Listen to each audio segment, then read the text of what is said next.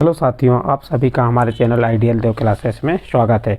साथियों, आज हम आपके लिए कुछ वस्तुनिष्ठ प्रश्न जो कंपटीशन एग्ज़ाम जैसे यूपीपीएससी, एसएससी, एमपीपीएससी या जो भी कंपटीशन एग्ज़ाम है, संविदा शिक्षक वर्ग 3, वर्ग 2 या आपकी सीएम राइज शिक्षक परीक्षा, सभी के लिए कुछ महत्वपूर्ण हमने वस्तुनिष्ठ प्रश्न लेके आए हैं जो आपके पेपर से रिलेटेड रहेंगे। आज के वीडियो में हम आपके लिए सौरमंडल लेके आए हैं। सौरमंडल से संबंधित जितने भी प्रश्न हैं उनके हम 20 प्रश्न लेके आए हैं और इसी प्रकार प्रत्येक वीडियो में भाग 1, भाग 2, भाग 3 इस प्रकार से बनाते जाएंगे और 20-20 प्रश्न आपको बताते जाएंगे। आज हम आपके लिए क्या लेके आए हैं? सौरमंडल। हम सौरमंडल के बारे में आपको बताएंगे सौरमंडल क्या है और उससे संबंधित जो ग्रह, क्षुद्र ग्रह, धूमकेतु से संबंधित जो बहुकल्पी या वस्तुनिष्ठ प्रश्न बनते हैं उन प्रश्नों को हम बताएंगे। तो सौरमंडल क्या है? सौरमंडल सूर्य के चारों ओर चक्कर लगाने वाले क्या होते हैं? ग्रह होते हैं, क्षुद्र ग्रह, धूमकेतु, उल्काओं तथा अन्य आकाशीय पिंडों के समूह को हम क्या कहते हैं? सौरमंडल कहते हैं। और सौरमंडल में सूर्य का सबसे अधिक प्रभुत्व होता है क्योंकि सौरमंडल निकाय के द्रव्य का लगभग 99,999 द्रव्य सूर्य से है। क्योंकि सौरमंडल निकाय के द्रव्य का लगभग कितना 99,999 द्रव्य सूर्य में निहित है। सौरमंडल के समस्त ऊर्जा का स्रोत भी क्या है? सूर्य है। तो सौरमंडल का प्रधान या मुखिया किसे कहा जाएगा? सूर्य को कहा जाएगा। तो सौरमंडल है। इसके बाद हम इससे जो वस्तुनिष्ठ प्रश्न बने हैं उन प्रश्नों को देख लेते हैं। पहला प्रश्न क्या कहा है? देखिए, पहले प्रश्न में कहा है पार्थिव ग्रहों की संख्या कितनी है। यहाँ पे प्रश्न कहा है पार्थिव ग्रहों की संख्या कितनी है। तो हम उत्तर में तो बता देंगे कि पार्थिव ग्रहों की संख्या कितनी है? 4 है। कितनी होती है? 4। तो इसका आंसर क्या हो जाएगा? बी नंबर का सही हो जाएगा आंसर। इसका बी नंबर का आंसर सही हो जाएगा। कितनी है? 4 है। पार्थिव ग्रहों की संख्या 4 है। तो सबसे पहले तो हमें ये मालूम होना चाहिए ग्रहों को कितने भागों में बांटा गया है। ग्रहों को 2 भागों में बांटा गया है। कौन कौन से? पार्थिव ग्रह। कौन सा ग्रह? पार्थिव ग्रह, जिसे आंतरिक ग्रह भी कहते हैं। क्या कहते हैं? आंतरिक ग्रह। और दूसरा है बृहस्पति या बाह्य ग्रह, जिसे जोवियन ग्रह भी कहते हैं। तो इस प्रकार ग्रहों को कितने भागों में बांटा गया? 2 भागों में बांटा गया है। पार्थिव ग्रह क्या है? इसमें पार्थिव ग्रह में 4 ग्रह कौन कौन से आते हैं ये भी मालूम होना चाहिए हमें। पार्थिव ग्रह में 4 ग्रह होते हैं आपके बुध, शुक्र, पृथ्वी एवं मंगल को पार्थिव ग्रह कहा जाता है क्योंकि ये पृथ्वी के सदृश होते हैं। कहने पृथ्वी के सदृश होते हैं। ये सूर्य व क्षुद्र ग्रहों की पट्टी के बीच स्थित है, इसीलिए इन्हें आंतरिक या भीतरी ग्रह भी कहते हैं। ये सूर्य के बहुत निकट हैं। ये चट्टानों से बने हैं। कौन? पार्थिव ग्रह। तो प्रश्न था हमारे पार्थिव ग्रहों की संख्या कितनी है? तो पार्थिव ग्रहों की संख्या कितनी होगी? 4। अब दूसरा हमने जोवियन ग्रह की बात किए थे जिसे बृहस्पति या बाह्य ग्रह कहते हैं। तो बाह्य ग्रहों की संख्या भी कितनी होती है? 4 होती है। तो टोटल ग्रह हमारे कितने हो गए? 8 हो गए। 8 में पार्थिव ग्रह कितने हो गए? 4। और बृहस्पति, बाह्य ग्रह या जोवियन ग्रह की संख्या कितनी हो गई? 4। तो ऐसे टोटल ये 4 बाह्य ग्रह हो गए और आंतरिक ग्रह कितने हो गए? 4। टोटल ग्रहों की संख्या कितनी हो गई? 8। तो यहाँ पे ग्रहों की संख्या 8 हो गई। आपको प्रश्न जो था पार्थिव ग्रहों की संख्या तो हमने बता दी कितनी? 4। तो जोवियन ग्रह या बाह्य बृहस्पति ग्रह या बाह्य ग्रह की संख्या कितनी होगी? 4 होगी। और उसके ग्रह कौन से हैं? बृहस्पति, शनि, अरुण व वरुण को बृहस्पति ग्रह कहा जाता है। ये सूर्य से बहुत दूर है तथा बहुत बड़े आकार के हैं। ये गैस और तरल पदार्थों से बने हैं।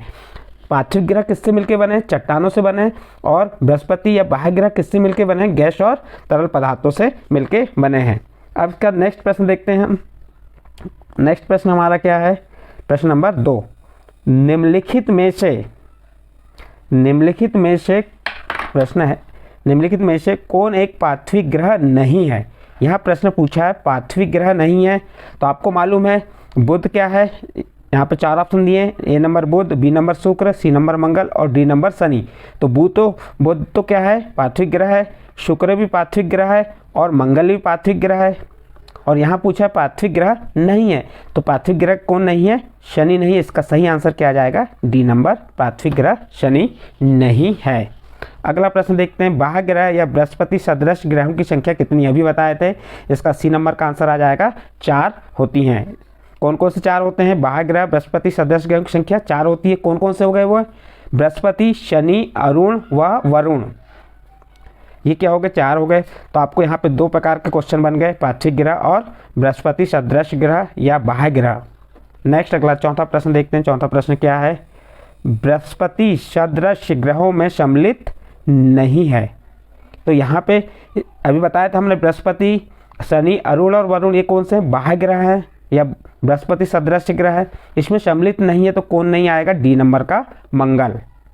अगला प्रश्न देखिए, निम्नलिखित में से किन 2 ग्रहों को छोड़कर शेष सभी ग्रह सूर्य के चारों वार्माव्रत घूमते हैं। प्रश्न को ध्यान से पढ़िए, निम्नलिखित में से किन 2 ग्रहों को छोड़कर शेष सभी ग्रह सूर्य के चारों वार्माव्रत घूमते हैं। तो इसका सही आंसर आ जाएगा डी नंबर का शुक्र और अरुण। इनको छोड़कर सभी ग्रह सूर्य के चारों ओर वार्माव्रत घूमते हैं। नेक्स्ट अगला प्रश्न देखते हैं, प्रश्न नंबर 6, सौरमंडल का जन्मदाता किसे कहा जाता है। प्रश्न है, सौरमंडल का जन्मदाता किसे कहा जाता है। इसके 4 ऑप्शन दिए हैं। ए नंबर सूर्य को कहा जाता है, बी नंबर पृथ्वी को, सी नंबर बृहस्पति को, डी नंबर शनि को। बताइए इसका आंसर क्या होगा, किसे कहा जाता है। तो इसका ए नंबर सूर्य को। क्या कहा जाता है सूर्य को, किसका, सौरमंडल का जन्मदाता किसे कहा जाता है। तो इसका सही आंसर क्या आ जाएगा, सूर्य को। अगला प्रश्न, ब्रह्मांड में विस्फोटी तारा कहलाती है। ब्रह्मांड में विस्फोटी तारा कहलाती है। 4 ऑप्शन दिए, धूमकेतु, उल्का, लुब्धक और अभिनव तारा। तो किसे कहा विस्फोटी तारा कहा गया है। तो इसका सही आंसर आ जाएगा डी नंबर अभिनव तारा को क्या कहा है, ब्रह्मांड में विस्फोटी तारा कहलाती है। नेक्स्ट अगला प्रश्न देखते हैं, प्रश्न नंबर, और ये प्रश्न नंबर 7 जो है आपका आरआरबी एग्ज़ाम 2005 में पूछा गया था। इसी प्रकार के जो सन 22 हैं वो भी हमने क्वेश्चन लेके आए हैं आपके लिए। इसके बाद 8वां क्वेश्चन देखिए। 8वां क्वेश्चन क्या कह रहा है, वैज्ञानिक जिन्होंने सर्वप्रथम खोज की कि पृथ्वी सूर्य के चारों ओर घूमती है थे। किस वैज्ञानिक ने खोज की, सर्वप्रथम खोज की कि पृथ्वी सूर्य के चारों ओर घूमती है। यहाँ पे 4 ऑप्शन दिए, न्यूटन, डाल्टन, कोपरनिकस, आइंस्टीन। बताइए यहाँ से सही आंसर क्या होगा। प्रश्न था वैज्ञानिक जिन्होंने सर्वप्रथम खोज की कि पृथ्वी सूर्य के चारों ओर घूमती है थे, किसने की ये खोज। तो इसका सही आंसर आ जाएगा सी नंबर कोपरनिकस या कोपर्निकस। तो इसका सही आंसर क्या हो गया, सी नंबर। नेक्स्ट अगला प्रश्न देखते हैं, प्रश्न नंबर 9, निम्नलिखित में से कौन सा ग्रह नहीं है जिसे प्राचीन भारतीय ग्रह मानते थे। अब देखिए यहाँ पे प्रश्न क्या है, फिर से रिपीट कर कीजिए, प्रश्न को समझिए। निम्नलिखित में से कौन सा ग्रह नहीं है, प्रश्न क्या कह रहा है, निम्नलिखित में से कौन सा ग्रह नहीं है जिसे प्राचीन भारतीय ग्रह मानते थे। यहाँ पे 4 ऑप्शन दिए हैं, ए नंबर दिया सूर्य, बी नंबर दिया मंगल, सी नंबर दिया शुक्र और डी नंबर दिया शनि। तो यहाँ पे आप सही आंसर बता सकते हैं सूर्य, ए नंबर आ जाएगा सूर्य। जो क्या है, सूर्य कौन सा ग्रह नहीं है, ये सूर्य ग्रह नहीं है, क्या है, ये तारा है। लेकिन प्राचीन भारतीय से क्या मानते थे, ग्रह मानते थे। नेक्स्ट अगला प्रश्न देखते हैं, प्रश्न नंबर 10। प्रश्न नंबर 10 क्या है, प्रश्न नंबर 10 है, सूर्य के संगठन में सहायक गैस है। सूर्य के संगठन में सहायक गैस है, कौन है सूर्य के संगठन में सहायक गैस। यहाँ पे इसका सही ए नंबर दिया है ऑक्सीजन और कार्बन डाइऑक्साइड, बी नंबर दिया है हीलियम और ऑक्सीजन, सी नंबर दिया है हीलियम और नाइट्रोजन और डी नंबर दिया हाइड्रोजन और हीलियम। तो प्रश्न था आपका सूर्य के संगठन में सहायक गैस है, तो इसका सही आंसर डी नंबर हो जाएगा हाइड्रोजन और हीलियम। क्योंकि हाइड्रोजन 71% पाई जाती है, क्योंकि सूर्य क्या है, गैसीय गोला है जिसमें हाइड्रोजन कितनी है 71% और हीलियम 26.5% है। तो इसलिए इसका सही आंसर क्या आएगा, हाइड्रोजन और हीलियम। नेक्स्ट अगला प्रश्न देखते हैं, प्रश्न नंबर 11, सूर्य के मध्य भाग को क्या कहा जाता है। इसके 4 ऑप्शन दिए हैं। प्रथम ऑप्शन दिया है समताप मंडल, बी नंबर दिया है प्रकाश मंडल, सी नंबर दिया है वर्णमंडल और डी नंबर दिया है स्थल मंडल। इसका सही आंसर क्या हो जाएगा, सूर्य के मध्य भाग को क्या कहा जाता है। तो इसका सही आंसर आ जाएगा प्रकाश मंडल। सूर्य के मध्य भाग को क्या कहा जाता है, प्रकाश मंडल। इसके बाद अगला प्रश्न 12 नंबर का प्रश्न देखते हैं। 12 नंबर का प्रश्न क्या है, सूर्य के ऊपर के भाग को क्या कहा जाता है। प्रश्न क्या है, सूर्य के ऊपर के भाग को क्या कहा जाता है। इसके 4 ऑप्शन दिए, ए नंबर अधोमंडल, बी नंबर प्रकाश मंडल, सी नंबर वर्णमंडल और डी नंबर समताप मंडल। तो इसका सही आंसर हो जाएगा आपका सी नंबर वर्णमंडल। सूर्य के ऊपर के भाग को क्या कहा जाता है, वर्णमंडल कहा जाता है। नेक्स्ट अगला प्रश्न देखते हैं, प्रश्न नंबर 13, सूर्य सदैव पूर्व में निकलता है क्योंकि। प्रश्न नंबर 13 क्या कह रहा है, सूर्य सदैव पूर्व में निकलता है क्योंकि। इसके 4 ऑप्शन दिए, नंबर ए पृथ्वी पश्चिम से पूर्व की ओर घूमती है, बी नंबर पृथ्वी पूर्व से पश्चिम की ओर घूमती है, सी नंबर यह पूर्व में स्थित है और डी नंबर इनमें से सभी। तो इसका सही आंसर क्या हो जाएगा, ए नंबर पृथ्वी पश्चिम से पूर्व की ओर घूमती है, इसलिए सूर्य सदैव पूर्व में निकलता है। नेक्स्ट अगला प्रश्न देखते हैं, प्रश्न नंबर 14। ये प्रश्न नंबर 14 जो है आपका आरआरबी एग्ज़ाम 2005 में पूछा गया है। और प्रश्न 14 क्या है, नावे में अर्धरात्रि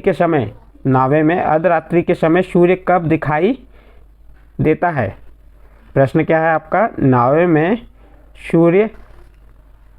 में अर्धरात्रि के समय सूर्य कब दिखाई देता है। तो इसका सही आंसर आ जाएगा 21 जून। 4 ऑप्शन दिए थे, 21 मार्च, 23 सितंबर, 21 जून, 22 दिसंबर। तो इसका सही आंसर सी नंबर आ जाएगा 21 जून। इसका अगला प्रश्न देखते हैं, प्रश्न नंबर 15। प्रश्न नंबर 15 क्या है, एक ग्रह की अपने कक्ष में सूर्य से अधिकतम दूरी को क्या कहा जाता है। प्रश्नों को एक बार फिर रिपीट कर रहे हैं, एक ग्रह की अपने कक्ष में सूर्य से अधिकतम दूरी को क्या कहा जाता है। इसके 4 ऑप्शन दिए हैं, उपसौर, अपसौर, अपोजी, पेरिजी। तो इसका सही आंसर आ जाएगा बी नंबर का अपसौर। क्या कहा जाता है, अपसौर। इसका सही आंसर आ जाएगा बी नंबर का अपसौर।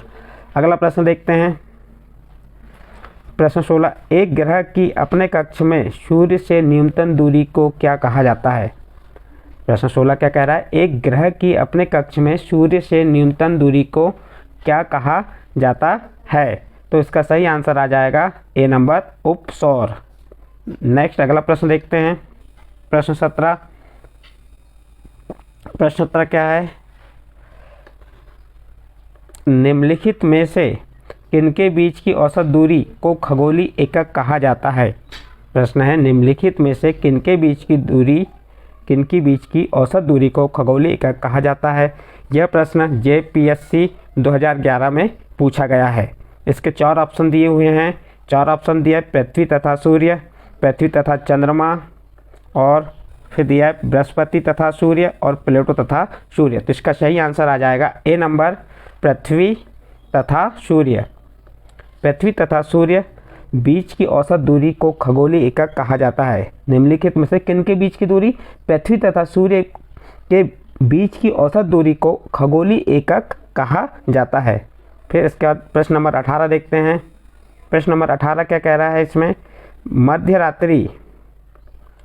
मध्यरात्रि सूर्य का क्या अर्थ है। मध्यरात्रि सूर्य का क्या अर्थ है। 4 ऑप्शन दिए हैं, सांध्य प्रकाश, उदीयमान सूर्य, सी नंबर बहुत चमकदार चंद्रमा, और डी नंबर सूर्य का ध्रुवीय व्रत में देर तक चमकना। तो प्रश्न था हमारा मध्यरात्रि सूर्य का क्या अर्थ है। तो इसका सही आंसर हो जाएगा डी नंबर सूर्य का ध्रुवीय व्रत में देर तक चमकना। अगला प्रश्न देखते हैं, प्रश्न 19, मध्यरात्रि का सूर्य किस क्षेत्र में दिखाई देता है। प्रश्न 19 क्या है, मध्यरात्रि का सूर्य किस क्षेत्र में दिखाई देता है। तो इसका सही आंसर आ जाएगा सी नंबर का आर्कटिक क्षेत्र में। कौन से क्षेत्र में, आर्कटिक क्षेत्र में। इसके बाद अगला प्रश्न है, प्रश्न आपका 20वां क्या कह रहा है। प्रश्न 20 में, सूर्य में काला धब्बा क्या है। सूर्य में काला धब्बा क्या है। इसके 4 ऑप्शन दिए, ए नंबर सूर्य में एक बड़ा काला छेद है, बी नंबर दिन के दौरान धब्बे ऊर्जा के स्रोत होते हैं, और सी नंबर धब्बे वे स्थान है जो प्रकाश उत्सर्जित करने में असमर्थ हैं, इनमें से कोई नहीं। इसका सही आंसर हो जाएगा सी नंबर धब्बे वे स्थान है जो प्रकाश उत्सर्जित करने में असमर्थ हैं। इस प्रकार साथियों आपके हमने 20 प्रश्न यहाँ पे इससे संबंधित सौर मंडल से संबंधित जो 20 वस्तुनिष्ठ प्रश्न हैं आपको बताए। यदि आपको और समझना है या और हमारे वीडियो को देखना है तो हमारे चैनल आइडियल देव क्लासेस को सब्सक्राइब जरूर कीजिए। इसके बाद और हम क्वेश्चन लेके आएंगे आगे के, हम इसके जितने भी वस्तुनिष्ठ प्रश्न हैं वह बताएंगे। आपको मालूम है कि ग्रहों की संख्या कितनी होती है? 8 होती है। कौन कौन से होते हैं? जिन्हें 2 भागों में बांटा गया है, पार्थिव ग्रह और जोवियन ग्रह, जिसे बृहस्पति या बाह्य ग्रह भी कहते हैं।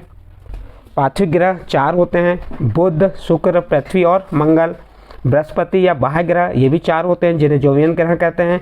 कौन कौन से? शनि, अरुण, वरुण और बृहस्पति। ये गैस और तरल पदार्थों से मिलकर बने हैं, जबकि पार्थिव ग्रह चट्टानों से बने हैं। और जो पार्थिव ग्रह होते हैं वो सूर्य के निकट होते हैं, और जोवियन ग्रह या बृहस्पति या बाह्य ग्रह क्या होते हैं? ये सूर्य से बहुत दूर होते हैं। मंगल, बुध, बृहस्पति, शुक्र एवं शनि, इन 5 ग्रहों को नंगी आँखों से देखा जा सकता है। कौन से 5 ग्रहों को?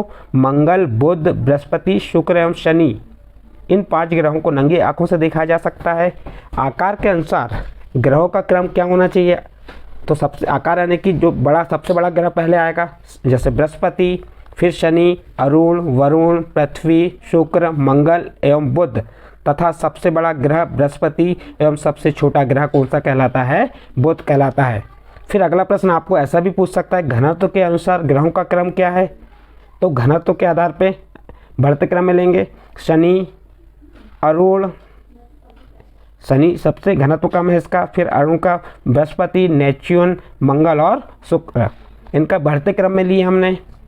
फिर अगला सूर्य से दूरी के अनुसार ग्रहों का क्रम, तो सूर्य के सबसे निकटतम कौन सा ग्रह है? बुध, शुक्र, पृथ्वी, मंगल, बृहस्पति, शनि, अरुण व वरुण, यानी सूर्य के सबसे निकट का ग्रह बुध है और सबसे दूर स्थित ग्रह कौन सा है? वरुण है। और द्रव्यमान के अनुसार ग्रहों का क्रम क्या होगा? आपको ये भी मालूम होना चाहिए। तो बढ़ते क्रम में बुध का द्रव्यमान अधिक होगा, फिर बुध के बाद मंगल के इनका जो द्रव्यमान बढ़ते क्रम में बता रहे हैं, बुध, मंगल, शुक्र, पृथ्वी, अरुण, वरुण, शनि, बृहस्पति, यानी न्यूनतम द्रव्यमान वाला ग्रह बुध है। सबसे कम द्रव्यमान वाला कौन है? बुध है। और अधिकतम द्रव्यमान वाला कौन है? बृहस्पति है। परिक्रमण काल के अनुसार ग्रहों का क्रम क्या होगा? परिक्रमण यानी कि उसका बढ़ते हुए क्रम में बता रहे हैं हम, बुध, शुक्र, पृथ्वी, मंगल, बृहस्पति, शनि, अरुण और वरुण। और इसी प्रकार हम आपको सभी ग्रहों के बारे में बताएंगे। ठीक है दोस्तों, यदि आपको हमारा वीडियो पसंद आया हो तो इसे लाइक कीजिए, सब्सक्राइब कीजिए और अन्य ग्रुप में शेयर ज़रूर कीजिए।